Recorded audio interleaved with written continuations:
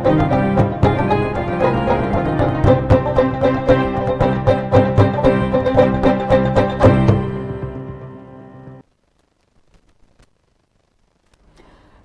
News নাওয়ের prime নিউজে সবাইকে স্বাগত। আমি রয়েছি আপনাদের সাথে চোখ রাখছি খবরে। ধর্মীয় সৌহার্দ্য ও সম্প্রীতির এক উজ্জ্বল বার্তা নিয়ে আগরতলায় যথাযোগ্য মর্যাদায় পালিত হল পবিত্র ঈদ উল ফিতর। রাজধানী গেদুমিয়া মসজিদ প্রাঙ্গণে বিপুল মানুষের উপস্থিতিতে নামাজ আদায় ও শুভেচ্ছা বিনিময়ের মধ্য দিয়ে ফুটে ওঠে ঐক্য, ভ্রাতৃত্ব এবং সহাবস্থানের এক অনন্য চিত্র।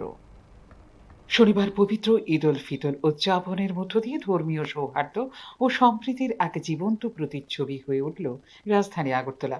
ভোরের আলো ফুটতেই শহরের বিভিন্ন প্রান্ত থেকে ধর্মপ্রাণ মুসলমানরা ভিড় জমান ঐতিহ্যবাহী গেদুমিয়া মসজিদ প্রাঙ্গণে। নূতন পোশাকে সজ্জিত শিশু, যুবক ও প্রবীণদের উপস্থিতিতে মসজিদ চত্বর পরিণত হয় এক উৎসব মুখর মিলন ক্ষেত্রে। নির্ধারিত সময়ে ইমামের নেতৃত্বে ঈদের নামাজ আদায় করা হয় গভীর ধর্মীয় ভাব গাম্ভীর্যের মধ্য দিয়ে। নামাজ শেষে দেশ ও রাজ্যের কল্যাণ কামনায় করা হয় বিশেষ মোনাজাত। আজ পবিত্র ঈদ উল ফিতর, এক মাস ধারাবাহিক রমাজানের রোজা রাখার পরে, এক সিয়াম সাধনার পরে, ধৈর্য উপবাস এর মাধ্যমে আল্লাহ তাআলাকে সন্তুষ্টি করার পরে আল্লাহ তাআলার পক্ষ থেকে ঈমানওয়ালাদের জন্য একটা খুশির দিন উপহার হিসেবে আসে, সেটা হলো ঈদ উল ফিতর। রমাজানের রোজা খোলার পরে যে ঈদ বা আনন্দ বা খুশি উপভোগ করা হয়, এটাকে ঈদ উল ফিতর বলা হয়। আজকের এই ঈদের দিনে, খুশির দিনে রাজ্যের এবং রাষ্ট্রের সকল অংশের মানুষদেরকে আমরা আন্তরিকভাবে অনেক অনেক শুভেচ্ছা ও ঈদ মোবারক। এবং এই ঈদের আনন্দে প্রত্যেকটা ধর্মের, প্রত্যেকটা বর্ণের মানুষ, প্রত্যেকটা নাগরিক ঈদের আনন্দে আনন্দিত এবং মুখরিত হোক। এরপরে শুরু হয় শুভেচ্ছা বিনিময়ের পালা। পরস্পরকে আলিঙ্গন করে ঈদ মোবারক জানাতে ব্যস্ত হয়ে পড়েন সকলেই। মসজিদ চত্বর জুড়ে এদিন যে দৃশ্য চোখে পড়ে তা ছিল নিঃসন্দেহে সামাজিক সম্প্রীতির এক উজ্জ্বল নিদর্শন। ভিন্ন আর্থসামাজিক পটভূমির মানুষ একসঙ্গে মিলিত হয়ে ভাগ করে নেন আনন্দ। শিশুদের কোলাহল, কিশোরদের উচ্ছ্বাস এবং প্রবীণদের স্নেহময় উপস্থিতি সব মিলিয়ে এক আবেগ ঘন পরিবেশের সৃষ্টি হয় রাজ্যের প্রতিটি মসজিদে। পবিত্র মাহে রমজানের রোজার মাধ্যমে যে শিক্ষা আমরা গ্রহণ করেছি, সত্যিকারের একজন আদর্শ মানুষ হওয়ার যে প্র্যাকটিস এবং অনুশীলন আমরা করেছি, এই অনুশীলনকে ভিত্তি করে আমরা প্রত্যেকটা মানুষ যাতে বছরের প্রত্যেকটা দিন সে আদর্শ মানুষ হিসেবে আমরা আমাদেরকে পরিচালিত করতে পারি এবং রাজ্যের এবং রাষ্ট্রের সার্বিক শান্তি, সম্প্রীতি, সৌহার্দ্য ও জাতীয় সংহতি যাতে আরও মজবুত হয়, আরও সুদৃঢ় হয়, আমাদের ইউনিটি অ্যান্ড ডাইভার্সিটি যাতে আরও শক্তিশালী হয়, তার জন্য আজকের এই পবিত্র মুহূর্তে আল্লাহ তাআলার কাছে দোয়া ও প্রার্থনা করছি। পাশাপাশি পুরা বিশ্বে, বিশেষ করে মধ্যপ্রাচ্যে যে যুদ্ধের আবহ, যে যুদ্ধের কারণে অসংখ্য নিরপরাধ নিষ্পাপ শিশুরা শহীদ হচ্ছেন, মারা যাচ্ছেন, আমরা তার জন্য আহ্বান করছি অতি শীঘ্রই যাতে যুদ্ধ বন্ধ হয়, বিশ্বে যাতে শান্তি ফিরে আসে, ভ্রাতৃত্ব ফিরে আসে, তার জন্য আল্লাহ তাআলার কাছেও বিশেষ দোয়া করছি। এই উৎসব কেবল একটি ধর্মীয় আচারেই সীমাবদ্ধ থাকেনি, বরং এটি পরিণত হয়েছে পারস্পরিক শ্রদ্ধাবোধ, সহমর্মিতা ও সহাবস্থানের এক সামাজিক বার্তায়। বিভিন্ন সম্প্রদায়ের মানুষের মধ্যে যে আন্তরিক সম্পর্ক ও সৌহার্দ্য বিরাজমান, তারই প্রতিফলন দেখা যায় এই দিনটিতে। প্রতি বছরের মতো এবারও ঈদ উদযাপন শান্তিপূর্ণ ও আনন্দ ঘন পরিবেশে সম্পন্ন হয়েছে, যা আরও সুদৃঢ় করেছে রাজ্যের বহুত্ববাদী সংস্কৃতি এবং সামাজিক ঐক্যের ধারাকে। ভিন্নতা সত্ত্বেও একে অপরের প্রতি সম্মান ও ভালোবাসাই সমাজকে এগিয়ে নিয়ে যাওয়ার মূল শক্তি। আর তাই আবারও একবার স্পষ্ট হলো রাজ্যের সংখ্যালঘু সম্প্রদায়ের এই দিনের প্রধান ধর্মীয় উৎসব উদযাপনের মধ্য দিয়ে। ফিওরো রিপোর্ট, নিউজ নাও। মেডিকেল হাবের লক্ষ্যে রাজ্যে স্থাপন করা হবে মেডিকেল ইউনিভার্সিটি। এতে সুবিধা হবে রাজ্যের স্বাস্থ্য পরিষেবা উন্নয়নেও। বিশ্ব মুখ্য গহ্বর স্বাস্থ্য দিবস উদযাপনের অনুষ্ঠানে জানিয়েছেন মুখ্যমন্ত্রী ডাক্তার মানিক সাহা। বিশ্ব মুখ্য গহ্বর স্বাস্থ্য দিবস উদযাপন হলো শনিবার। সরকারিভাবে রাজ্যের প্রজ্ঞা ভবনে আয়োজিত মূল অনুষ্ঠানে উপস্থিত ছিলেন মুখ্যমন্ত্রী ডাক্তার মানিক সাহা। বক্তব্য রাখতে গিয়ে রাজ্যে মেডিকেল এবং প্যারামেডিকেল কলেজ একটি পৃথক বিশ্ববিদ্যালয়ের অধীনে রাখার উদ্দেশ্যে স্থাপন করা হচ্ছে মেডিকেল ইউনিভার্সিটি বলে জানিয়েছেন মুখ্যমন্ত্রী ডাক্তার মানিক সাহা। রাজ্যে মেডিকেল হাব গড়ে তোলার ক্ষেত্রেও তা সহায়ক হবে বলে জানিয়েছেন মুখ্যমন্ত্রী। और बहुत सारे मेडिकल कॉलेज और भी आ रहा है, फिर डेंटल कॉलेज आ गया, बीएससी नर्सिंग कॉलेज आ गया, एएनएम, जीएनएम, इस तरह बहुत माने अभी मेडिकल इंस्टीट्यूशन हम लोग के यहाँ पर है। तो इनके लिए जो जनरल यूनिवर्सिटी फॉर एग्जांपल जो हम लोग का त्रिपुरा यूनिवर्सिटी है वहाँ क्यों जाएंगे। तो सभी जगह में ऑलरेडी जिपमर में है, किंग जॉर्ज मेडिकल यूनिवर्सिटी हो गया जहाँ से मैंने पास किया, तो बहुत सारे जगह में इवन वेस्ट बंगाल में हेल्थ यूनिवर्सिटी आ रहा है। इससे हमारा हेल्थ के विषय में जो वहाँ और गवर्नर साहब उसमें गवर्नर ये रहेंगे, चांसलर रहेंगे, तो मेडिकल जानता है वैसा होने से बहुत ही सुविधा है। तो इसीलिए ये पास हुआ है और मैं समझता हूँ इससे बहुत फायदा है। রাজ্যে অনুমোদনহীন বেসরকারি কলেজ ডেকে আনা হচ্ছে বলে বিরোধী রাজনৈতিক দলের অভিযোগও এদিন খণ্ডন করেন মুখ্যমন্ত্রী ডাক্তার মানিক সাহা। বেসরকারি কলেজগুলির সব দিক খতিয়ে দেখার পরেই রাজ্যে তাদের শাখা বিস্তারের অনুমোদন দেওয়া হয় বলে জানিয়েছেন মুখ্যমন্ত্রী ডাক্তার মানিক সাহা। से जाते लोग पढ़ने, तो त्रिपुरा में अगर जितना यूनिवर्सिटी होगा बाहर से भी लोग आ रहे हैं, और हम तो है ही यहाँ पर। कोई उल्टा सीधा कोई अगर कहे यूजीसी का ये उसका नॉर्म्स नहीं है, यूजीसी उसका एफिलेशन नहीं है, तो हम तो है ना, हम तो देखेंगे उनको थोड़ी हम कहेंगे नहीं तुम ऐसे ही कर दो। ये मैं कल भी बताया, जो कोई गार्जियन भी नहीं देंगे अगर यूजीसी का उसके साथ एफिलेशन नहीं है तो नेचुरली कोई देगा भी नहीं। तो ये विरोधी वाले ये लोग हमेशा कुछ ना कुछ, अरे जब जरूरत पड़ेगा तो हम खुद ही सिलेक्ट कमेटी में हम भेजे। लास्ट परसों हमने कहा ठीक है उसको हम लोग जान पड़ताल करके उसके बाद करेंगे, लेकिन हर चीज़ में हर बार कहेंगे ये कैसे मान सकते। और इसको कलराइजेशन दे के और एक्टिंग करके कैसे उसको माने निगेटिव प्रचार किया जाए, ये सब इनका हमेशा ये सब ही है। इनके टाइम में सीपीएम के टाइम में मैंने यही उनको पूछा कि आपके टाइम में ये नहीं हुआ, यहाँ पर यूनिवर्सिटी प्राइवेट यूनिवर्सिटी नहीं हुआ क्या, ये स्किल ये जो है नहीं इक्वा यूनिवर्सिटी हुआ, तो टेक्नो यूनिवर्सिटी नहीं हुआ। अगर बोले कि अरे आपका टाइम में जो यूनिवर्सिटी हुआ कौन सा नाम था इक्वाई का उस वक्त, कौन सा टेक्नो यूनिवर्सिटी का नाम था। तो अभी हम लोग इवन अगर हम तो ट्राई करेंगे ना, यहाँ पर कोई अच्छा वाला मोनिपल थोड़ी आ रहे हैं त्रिपुरा में, आएगा नहीं। ये भी बिजनेस भी करने चाहते हैं ना, तो हम लोग तो है अब ये गार्जियन और हम लोग स्कैम कर रहे हैं। कोई अगर इस तरह उल्टा सीधा करेंगे हम थोड़ी उनको बोलेंगे चलेंगे। पहले तो ये लोग जीनेट लाए थे और जीनेट का क्या हाल हुआ था मालूम है। हम तो सब जगह में हमेशा कमेटी भी बनाते हैं, खुद भी खबर लेते हैं। तो ये चाहते हैं यहाँ का लोग जो हमारा स्टूडेंट्स है इन लोगों का सुविधा ना मिले, बाहर जाए। तो ये तो हम स्टूडेंट्स के लिए जो यूथ है पढ़ना चाहते हैं उनको तो सुविधा करना चाहिए। गरीब आदमी है, बाहर जाके पढ़ना भी मुश्किल है, तो ये सब और बाहर से भी लोग यहाँ पर आए हैं। तो इसी तरह हम लोग का जीएसडी भी बढ़ेगा, पर कैपिटा इनकम भी बढ़ेगा। तो मैं समझता हूँ ये बहुत जरूरी है। উল্লেখ করা যেতে পারে চলতি মাসের 19 তারিখ ত্রিপুরা স্বাস্থ্য বিজ্ঞান বিশ্ববিদ্যালয় বিল 2026 পাশ করেছে ত্রিপুরা বিধানসভা। এই বিলের লক্ষ্য হল রাজ্যে চিকিৎসা, দন্ত চিকিৎসা, নার্সিং এবং প্যারামেডিক্যাল শিক্ষা নিয়ন্ত্রণের জন্য একটি বিশেষায়িত চিকিৎসা বিশ্ববিদ্যালয় প্রতিষ্ঠা করা। শ্রীনগরে 10 একর জমির ওপর একটি স্থায়ী ক্যাম্পাস নির্মাণের পরিকল্পনা নিয়েছে রাজ্য সরকার। বর্তমানে রাজ্যে মোট 27টি মেডিকেল এবং প্যারামেডিক্যাল কলেজ রয়েছে, যেখানে আগামী দিনে আরও বৃদ্ধি পাবে এই পরিসংখ্যান বলে এদিনের অনুষ্ঠানে জানিয়েছেন মুখ্যমন্ত্রী ডাক্তার মানিক সাহা। বিশ্ব মুখগহ্বর স্বাস্থ্য দিবস উদযাপনের এদিনের অনুষ্ঠানে যোগদান করেন দন্ত চিকিৎসক, স্বাস্থ্য পরিষেবা প্রদানকারী কর্মী, সহায়ক এবং বিভিন্ন শিক্ষা প্রতিষ্ঠানের ছাত্রছাত্রীরা। ফিউরো রিপোর্ট, নিউজ নাও।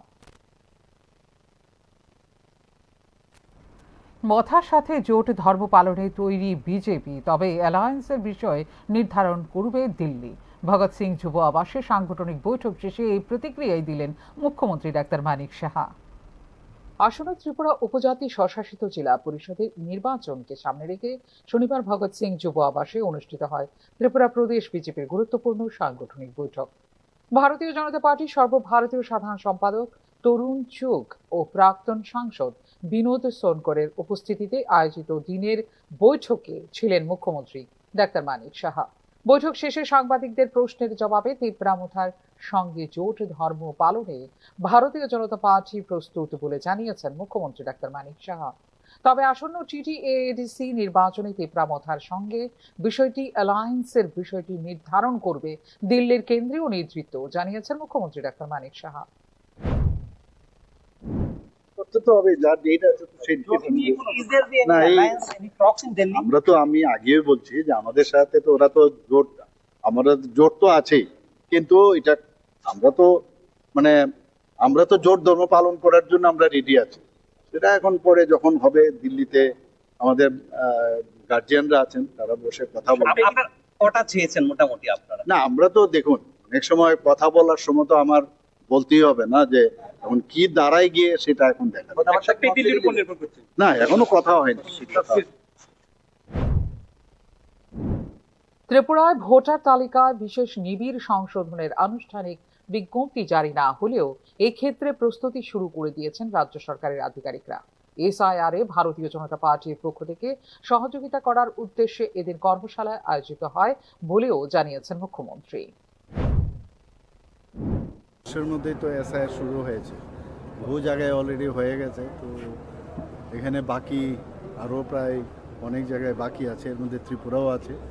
তো যে কোনো সময় এখানে এসআইআর অলরেডি কাজ কিন্তু শুরু হয়ে গেছে, কিন্তু বাকি যে যখন এটা অফিসিয়ালি শুরু হবে আমাদের রাজ্যে, তো এটার অলরেডি অফিসিয়ালি অফিসাররা কিন্তু কাজ শুরু করে দিয়েছে, কিন্তু যখন নোটিফিকেশন প্রপার আসবে যে ত্রিপুরার থেকে এত তারিখ থেকে এসআইআর শুরু, তো এটা আর কিচ্ছু না, এটা সবসময় তো এই রিভিশন হয়ই সবসময়।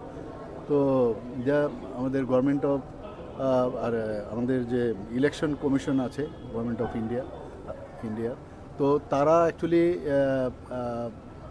সেটা করে থাকেন, এবং ইলেকট্রাল রোলকে যাতে কোনো ভোটার বাদ না যায়, প্রকৃত ভোটার যেন ভোট দিতে পারে তারই একটা প্রক্রিয়া। এবং ত্রিপুরাতেও সেটা যখন হবে, যাতে আমাদের তরফ থেকে আমরা কিভাবে সাহায্য করতে পারি, আমরা যাতে ওখানে কেউ যেন যাদের ভোটার প্রকৃত ভোটার আছেন তারা যেন বাদ না যায়, তার জন্য আমাদের তরফ থেকে, আমাদের পার্টির তরফ থেকে কি কি করণীয় সেই নিয়েই এখানে আজকের একটা কর্মশালা হয়েছে। আসন্ন ত্রিপুরা উপজাতি স্বশাসিত জেলা পরিষদের নির্বাচনে তিপ্রামথার সঙ্গে জোট হবে কি না এই বিষয়টি এখনো পর্যন্ত স্পষ্ট নয় রাজ্যবাসীর কাছে। তবে নির্বাচন যতই এগিয়ে আসছে এক্ষেত্রে তৎপরতাও বৃদ্ধি পেয়েছে উভয় রাজনৈতিক দলের মধ্যে। সরকারের সহযোগী হলেও এডিসি নির্বাচনে যৌথভাবে লড়াই করা হবে কি না, নাকি এই ক্ষেত্রে হবে নির্বাচনোত্তর জোট, তা নিয়ে স্পষ্টভাবে কিছুই বলছেন না কোনো পক্ষই। উপজাতি স্বশাসিত জেলা পরিষদের নির্বাচনে বিজেপি এবং তিপ্রামথার মধ্যে আসন রফার বিষয়টি চূড়ান্ত না হলে জোটের বিষয়টিও চূড়ান্ত হবে না বলে মনে করছেন রাজনৈতিক বিশ্লেষক মহল। ফিউরো রিপোর্ট, নিউজ নাও। বিশালগড়ের নেতাজি নগর এলাকায় তোল্লাবাজিকে ঘিরে পরপর গুলি চালনার ঘটনায় সৃষ্টি হয়েছে তীব্র চাঞ্চল্য। 50 লক্ষ টাকার দাবিকে কেন্দ্র করে বাড়িতে দফায় দফায় হামলা উঠেছে অভিযোগ। প্রাণনাশের হুমকি ও গুলি চালনার এই ঘটনাকে ঘিরে আতঙ্ক ছড়িয়ে পড়েছে এলাকায়, পাশাপাশি আইন শৃঙ্খলা পরিস্থিতি নিয়ে উঠছে একাধিক প্রশ্ন। বিশালগড়ের নেতাজি নগর এলাকায় এক চাঞ্চল্যকর গুলি চালনার ঘটনায় উদ্বেগ ছড়িয়েছে স্থানীয়দের মধ্যে। পেভার ব্লকের একটি ফ্যাক্টরি স্থাপনকে কেন্দ্র করে 50 লক্ষ টাকার কমিশন দাবি করা হয়। এই দাবি পূরণ না করায় প্রাক্তন পৃষ্ঠা প্রমুখ ও বিজেপি জেলা সদস্য অনুপ কুমার সাহার বাড়িতে পরপর 2 দফায় চালানো হয়েছে মোট 4 রাউন্ড গুলি। खराब क्यों हो रहा है विशालगढ़ में? लॉ एंड ऑर्डर ख़राब इसलिए हो रहा है क्योंकि कुछ ऐसे लोग हैं, एक तो लोग जो इंसिडेंट कर देते हैं, अदरवाइज़ लॉ एंड ऑर्डर ठीक है। कुछ एक दो इंसिडेंट हो जाते हैं जो कुछ ड्रग एडिक्ट लोग हैं या कुछ तरह के साइको लोग हैं और पुलिस उनको पकड़ने के लिए कंटिन्यूसली ट्राई कर रही है। इसी तरह का इंसिडेंट जो पहले से ही हमारे लिए वांटेड था, उसने आके एक ऐसे मिसक्रेंट ने कुछ हरकत की है जिसको हम अभी एक्शन ले रहे हैं और इसी स्पॉट पर चेक करने के लिए आए थे और 1-2 दिन में उसको भी अरेस्ट करके इस तरह की भी घटनाओं को कम कर देंगे। শুক্রবার বিকেলে অনুপ সাহার বাড়িতে গিয়ে তার পরিবারের সদস্যদের সঙ্গে যোগাযোগ করে অভিযুক্ত রণবীর দেবনাথের ঘনিষ্ঠরা ভিডিও কলের মাধ্যমে 50 লক্ষ টাকা দাবি করা হয় এবং নির্দিষ্ট সময়ের মধ্যে তা না দিলে প্রাণনাশের হুমকিও দেওয়া হয় বলে অভিযোগ সংশ্লিষ্ট পরিবারের। পরিস্থিতির গুরুত্ব বুঝে অনুপ সাহা অভিযুক্তের সঙ্গে কথা বললেও তারপরেই প্রথম দফায় চালানো হয় 2 রাউন্ড গুলি। হ্যাঁ, দরজা খুলছি পরে ভিডিও কলে আমি রণবীরের চেহারা দেখতে পেয়েছি। হ্যাঁ, তো আমার প্রথমে জিজ্ঞাসা আন্টি আঙ্কেল কই, আঙ্কেল তো বড় নেই, আমি আসতেই বলছি ও শুনো ডর দেখাইতাম না, দমকাইতেছে আবার ডর দেখাইতাম না, আঙ্কেলরে কইবা আজকে সন্ধ্যা 6টার মধ্যে আমার 50 লক্ষ টাকা দিত, নাইলে কিন্তু আঙ্কেলরে শেষ করে মেরালাম, না হাত দিয়ে দেখাইতেছে আর ইয়ে করতেছে। তারপরে পাঠাইছে ছেলে দিয়ে তারা পকেট থেকে বন্দুক বাইর করতেছে। এরপরে আমি তাড়াতাড়ি ভয়ে দরজাটা বন্ধ করে লাইছি, এরপরে ফায়ার করছে তার। আমার আর মানে সাহস হয়েছে না, আমি দরজা খুললে সেটা যে দেখি যে ফায়ারটা কোন সাইডে হয়েছে। এরপর শনিবার ভোর রাতে ফের অভিযুক্তদের একটি দল অনুপ সাহার বাড়িতে গিয়ে আরো 2 রাউন্ড গুলি চালায় বলে অভিযোগ। এই পরপর গুলি চালনার ঘটনায় গোটা নেতাজিনগর এলাকায় আতঙ্ক ছড়িয়ে পড়ে এবং নিরাপত্তা নিয়ে উদ্বেগ বাড়ে স্থানীয় বাসিন্দাদের মধ্যে। প্রশাসন আছে, তারা সবসময় আইতেছে যাইতেছে, কিন্তু এইভাবে আমরা কি সাধারণ মানুষের কি কোনো ব্যবসা কইরা সৎ পথে উপার্জন করার মতো কোনো রাস্তা নাই আমাদের? আর শুধু প্রশাসনের কাছে এতটুকু দাবি, আর আমাদের ত্রিপুরার যে সিএম এর কাছে আমার বিনীতভাবে অনুরোধ, আমি কোনো পার্টি নিয়ে কোনো কথাই কইতে রাজি না, কিন্তু এই যে একটা ঘটনা হইলো, আমার ঘরে 2টা মেয়ে, বাড়িতে শুধু আমার ফ্যামিলি 3 জন আছে, এর ভিত্তিতে যদি এই হয়, আমার নেতাজিনগরের মতো কোনদিন এই জায়গাতে কোনো ক্রাইম হয়েছে না। আজকের বাজারে এই হওয়াটা মানে কি, আমরা কি বুঝতে পারতেছি যে আমরা কি হইব, আমরা এখন আমি আনসিকিউর ফিল করতেছি। ঘটনার পর থেকে প্রশ্ন উঠতে শুরু করেছে প্রশাসনের ভূমিকা নিয়ে। স্থানীয়দের একাংশের অভিযোগ, অভিযুক্ত ব্যক্তি অপরাধমূলক কর্মকাণ্ডের সঙ্গে যুক্ত থাকলেও তার বিরুদ্ধে এখনো পর্যন্ত নেওয়া হয়নি পদক্ষেপ। এতে আইন শৃঙ্খলা পরিস্থিতি নিয়ে বাড়ছে উদ্বেগ। তোল্লাবাজি ও সংঘটিত অপরাধ চক্র যদি প্রাথমিক স্তরেই কঠোরভাবে দমন না করা হয়, তবে তা দ্রুত বিস্তার লাভ করে তৈরি করতে পারে সমান্তরাল ক্ষমতা কাঠামো। এতে প্রশাসনিক নিয়ন্ত্রণ দুর্বল হওয়ার পাশাপাশি বিপন্ন হতে পারে সামাজিক স্থিতিশীলতাও। ফিউরো রিপোর্ট, নিউজ নাও।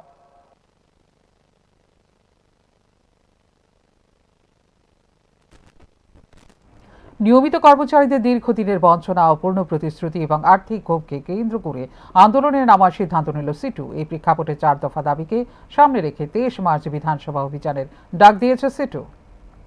রাজ্য শ্রমিক ও কর্মচারীদের বিভিন্ন দীর্ঘদিনের দাবি সামনে রেখে আগামী 23 মার্চ ত্রিপুরা বিধানসভা অভিযানের ডাক দিল সিটু।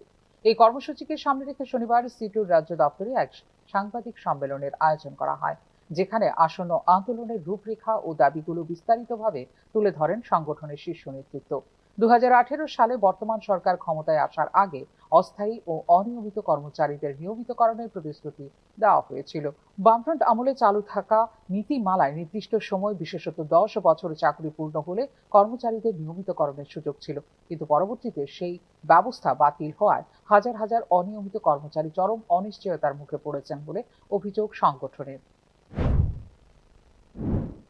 এই জায়গায় আমরা দেখলাম যে যারা বলেছিল তার চাইতে অনেক বেশি বড় কথা বলেছিল, যে যারাই অনিয়মিত আছে তাদের সকলকেই যখন খুশি তখন করে দেবে। সেই জায়গায় দেখলাম যে 2018 সালে সরকারে আসার পর 2018 সালেই তারা একটা সরকারি সিদ্ধান্ত নেন। সেই সিদ্ধান্তে তারা বলে দেন যে না, এই অনিয়মিত কর্মচারীদের একেবারে স্বাভাবিক নিয়মেই 10 বছর পর হয়ে যাবে, এটা থাকবে না, এই ব্যবস্থাটা থাকবে না। তাহলে প্রথমে সরকারে এসেই প্রথম বছরেই অনিয়মিত কর্মচারীদের সাথে এই প্রতারণা তারা করেন। সেই জায়গায় ত্রিপুরা রাজ্য সরকারে বেশ কিছু বছর ধরে কাজ করছিলেন কিছু কর্মচারী, তাদের মধ্যে বেশ কয়েকজন কর্মচারী তারা হাইকোর্টে এবং সুপ্রিম কোর্টে, হাইকোর্টের মামলা হয়, কিছু কিছু সেখানে তার পরবর্তী সময়ে সুপ্রিম কোর্টও মামলা যায়। সেই মামলাতে সুপ্রিম কোর্ট সুস্পষ্টভাবে বলে দেয় যে আমাদের এই অনিয়মিত কর্মচারী যারা আছে তাদেরকে নিয়মিত করতে হবে এবং নিয়মিত বেতন দিতে হবে, এই ঘোষণা হয়ে যায়। কিন্তু ঘোষণা হওয়ার পরও এখন পর্যন্ত আমরা লক্ষ্য করছি সুপ্রিম কোর্ট, আমাদের দেশে যেটা নিয়ম যে সুপ্রিম কোর্ট যে রায় দেয় সেই রায় কার্যকর ভারতবর্ষের প্রতিটি স্তরের, সেখানে সেন্ট্রাল গভর্নমেন্টই হোক বা রাজ্য সরকারই হোক, প্রতিটি স্তরে এটা কার্যকর করা যে নিয়ম আমাদের দেশে চালু আছে। এই জায়গায় আমাদের বর্তমান রাজ্য সরকার সেটাকেও তোয়াক্কা করছে না, সুপ্রিম কোর্টের রায়কেও তোয়াক্কা করছে না। পূর্বতন সরকারের সময় চালু থাকা নিয়মিতকরণের সার্কুলার প্রত্যাহারের ফলে কর্মচারীদের মধ্যে হতাশা তৈরি হয়েছে। বিশেষ করে স্কিম ওয়ার্কার, এসএসএ কর্মী সহ বিভিন্ন স্তরের কর্মীরা তাদের প্রাপ্য সুযোগ সুবিধা থেকে বঞ্চিত হচ্ছেন। পাশাপাশি শূন্য পদ পূরণ নিয়েও সরকারকে দ্রুত পদক্ষেপ নেওয়ার দাবি জানিয়েছে সংগঠন। সরকার এই পদ্ধতিটা মানছেন না। বেসরকারি ক্ষেত্রে যারা একেবারে সমস্ত একটা বিরাট অংশ শ্রমজীবী কাজ করেন, একেবারে দোকান কর্মচারী থেকে বিভিন্ন ধরনের সরকারি আধা সরকারি যে প্রতিষ্ঠানে আছে, বেসরকারি প্রতিষ্ঠানে আছে, একটা সংখ্যাটা কত এই রাজ্যে শ্রম দপ্তরের তথ্য যে 9 লক্ষর উপর। তো এই যে 9 লক্ষ আছে, এই 9 লক্ষ কি অপরাধ করলো? জিনিসপত্রের দাম বাড়ছে, সিপিআই অনুযায়ী অন্যান্য রাজ্যে ডিআর বাড়ে, আর এই রাজ্যে দেখা যায় সেটা বাড়ে না। আমরা এটার প্রতিবাদী এই বিধানসভা অভিযান আমরা করছি। ঘোষণা অনুযায়ী আগামী 23 মার্চ বেলা 11:15 থেকে 11:30 মধ্যে আগরতলার ওরিয়েন্ট চৌমুহনী এলাকায় জমায়েত হয়ে মিছিল করে মুখ্যমন্ত্রীর উদ্দেশ্যে দাবিপত্র পেশ করবেন আন্দোলনকারীরা।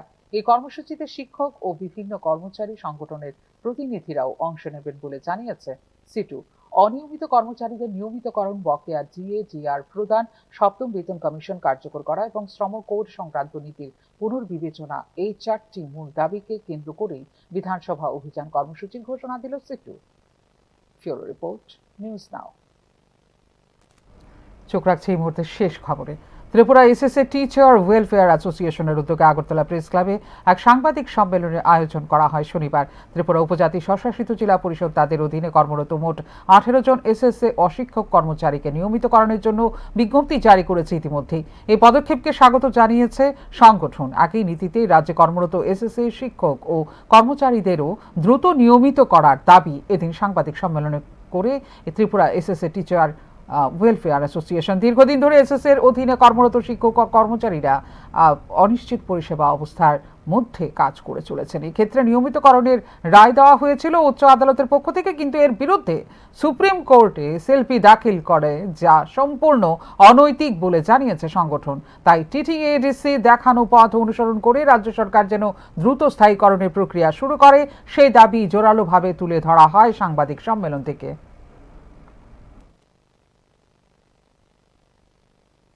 এবং মাননীয় মুখ্যমন্ত্রীকে আমরা বলছি যে ভীষণ ডকুমেন্টের প্রতিশ্রুতি অনুযায়ী মাননীয় ত্রিপুরা উচ্চ আদালতের রায় মেনে অতি দ্রুত যেন এসএলপি প্রত্যাহার করেন এবং আমাদের যে পাওনা এটি মিটিয়ে দেওয়ার জন্য। তোর সঙ্গে আপনাদের আরও একটু বলতেই হচ্ছে, আমরা বিগত সময়ে যখন আমরা অন্যান্য কর্মচারীরা ডিএ পেতেন, অন্যান্য সময় যে ইনক্রিমেন্ট পেতেন, এই বেতন ভাতাগুলি আমরা বিগত সরকারের সময় পেয়েছি, কিন্তু 2018-র পর আমাদের প্রতিশ্রুতি